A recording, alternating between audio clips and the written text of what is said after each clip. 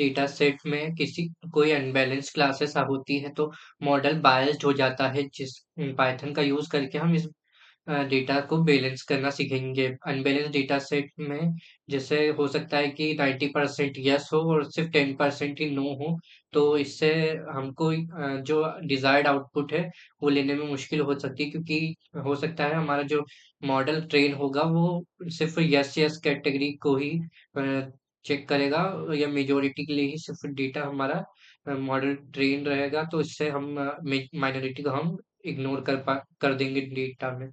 तो इससे हमारा मॉडल की क्या एक्यूरेसी भी गिर सकती है। यहाँ रीसैंपल फंक्शन का हम यूज कर सकते हैं, जिससे माइनॉरिटी क्लास को अपसैंपल करने के लिए अ, हम मतलब माइनॉरिटी क्लास के सैंपल को रिपीट करते हैं, ताकि मेजोरिटी क्लास के बराबर हो, और अगर डेटा सेट अनबैलेंस्ड है तो मॉडल सिर्फ मेजोरिटी क्लास को प्रिडिक्ट करेगा और माइनॉरिटी क्लास को इग्नोर करेगा।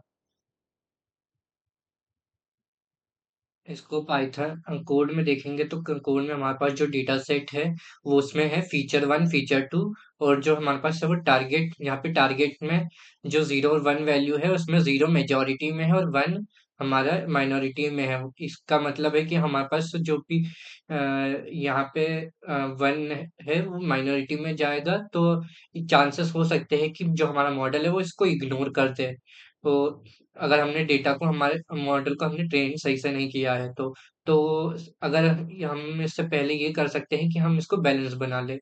तो बैलेंस बनाने के लिए हम क्या कर सकते हैं, हमने सबसे पहले इसको डेटा को स्प्लिट कर दिया है, फीचर वन, फीचर टू, और फिर वाई को टारगेट दे दिया हमने। तो इससे डिपेंडेंट वेरिएबल जो कि है हमारा, वो चेंज हो जाएगा। ये कैसे करेंगे हम देख लेते हैं। सबसे पहले हम पार्टीशनिंग कर लेते हैं डेटा की, जिसमें ट्रेनिंग डेटा और टेस्टिंग डेटा हमारा अलग अलग हो जाएगा।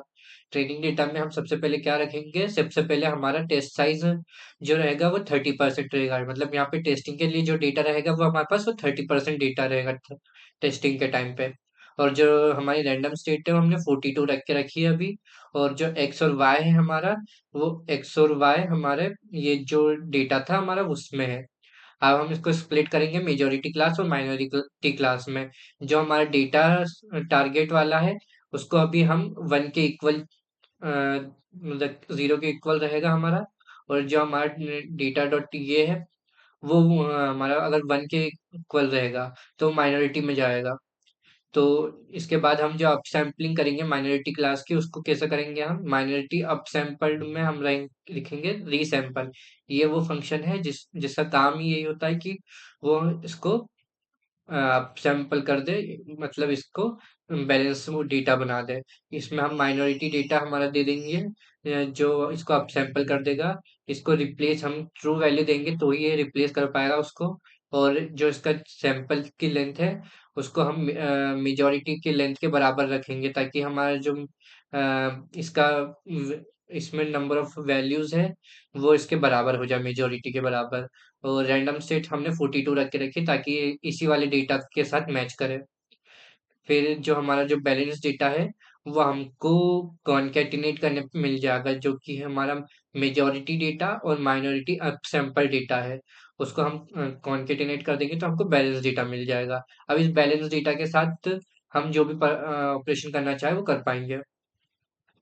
अब हम पढ़ेंगे कि डिसीजन ट्रीज क्या है। डिसीजन ट्री का मतलब एक ट्री लाइक स्ट्रक्चर है जिसमें डेटा को स्प्लिट करके प्रिडिक्शन करते हैं। तो अब कार्ट बिल्ड करते हैं। कार्ट का मतलब है क्लासिफिकेशन एंड रिग्रेशन ट्री। ये एक डिसीजन ट्री एल्गो है जो या तो क्लासेस प्रिडिक्ट करता है या कंटिन्यूअस वैल्यूज को प्रिडिक्ट करता है। हर स्प्लिट डेटा को ऐसे तोड़ता है कि इम्पेरिटी कम हो जाए और एक्यूरेट रिजल्ट मिले। हम डिसीजन ट्री क्लासिफायर का यूज करेंगे यहाँ पे, जिसका काम है कि वो इसको डिसीजन ट्री बना दे। और इसका हम क्राइटेरिया रखेंगे जीनी जीनी क्राइटेरिया यहाँ पे इम्पोर्टेंट है, जिससे हम इम्पेरेटिव मेजर्स को इम्पेरेटिव मेजर्स किया जाता है।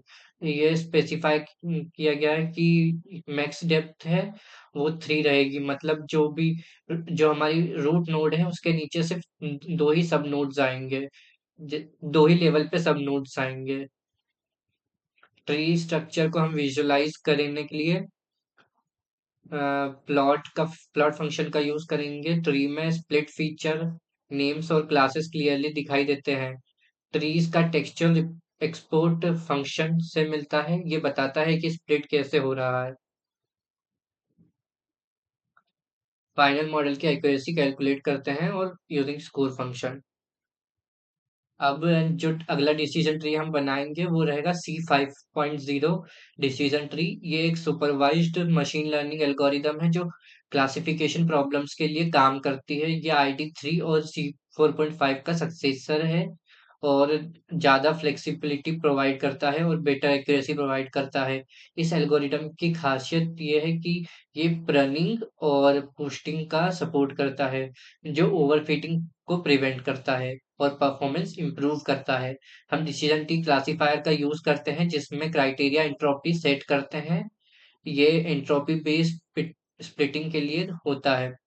अ, ये ट्रेनिंग डेटा सेट को फिट करने करते हैं और मॉडल के साथ हम प्लॉट ट्री का यूज करते हैं। डिसीजन ट्री को विजुअलाइज करने के लिए ये स्प्लिट और डिसीजन पॉइंट्स क्लियरली दिखाना पड़ता है। एक्सपोर्ट टेक्स्ट जो फंक्शन रहता है, ये एक जरिए हम रूल्स देखते हैं जो एक्सप्लेन करता है कि स्प्लिट कैसे किया गया है।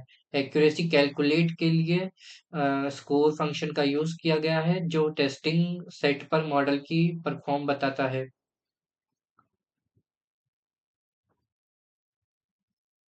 अब हम नेक्स्ट बनाएंगे हमारा फॉरेस्ट मॉडल।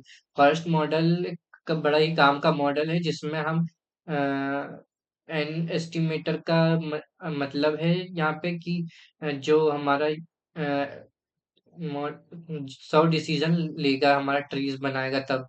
और जो मैक्स डेप्थ है वो रूट के हमारे 4 लेवल ऑफ सब नोड्स रहेंगे। ट्रेनिंग डेटा का फिट करके मॉडल ट्रेन करते हैं। टेस्टिंग डेटा के ऊपर प्रेडिक्शन जनरेट करते हैं यूजिंग द प्रेडिक्ट मेथड। और हम एक्यूरेसी स्कोर और क्लासिफिकेशन रिपोर्ट का यूज करते हैं मॉडल की परफॉर्मेंस इवेल्युएट करने के लिए।